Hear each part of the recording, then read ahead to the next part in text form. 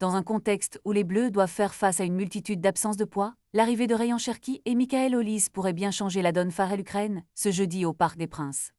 Après une blessure à la cuisse qui l'a tenu éloigné des terrains, Cherki est enfin de retour et pourrait prétendre à une place de titulaire en tant que meneur de jeu. Cette opportunité pourrait le propulser dans un rôle clé, tandis qu'Olise, qui évolue habituellement à droite, se verrait décalé pour maximiser l'impact offensif de l'équipe. Avec des absences notables comme Ousmane Dembélé et Kingsley Coman, Deschamps doit affiner sa stratégie et tirer le meilleur parti de ses jeunes talents. De son côté, Olise, le milieu offensif de Manchester City, a l'occasion de briller à nouveau avec les Bleus, lui qui n'a que 2 sélections à son actif. Sa polyvalence et sa capacité à occuper plusieurs postes sur le terrain seront des atouts précieux dans un match décisif. La combinaison avec Kylian Mbappé pourrait créer des situations de danger face à la défense ukrainienne.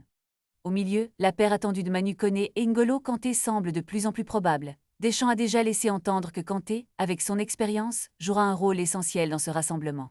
Pour Koné, jouer aux côtés d'un joueur de la stature de Kanté est une occasion en or, et il ne manque pas de souligner l'impact que cela a sur son jeu. Leur complémentarité pourrait faire la différence dans un match où chaque action compte. En défense, les 3/4 de la ligne arrière sont presque connus avec Jules Koundé, William Saliba et Deyo Upamecano, à moins d'un imprévu de dernière minute. Cependant, la question du latéral gauche reste en suspense. Lucas Digne, avec ses performances solides à Aston Villa, et Théo Hernandez, qui revient à un meilleur niveau, se disputent la place. La dernière séance d'entraînement sera cruciale pour déterminer qui aura l'honneur de porter ce maillot. Alors que la tension monte, tous les regards seront tournés vers le Parc des Princes, où les Bleus devront montrer leur détermination et leur talent pour surmonter les obstacles. Ne manquez pas ce rendez-vous décisif.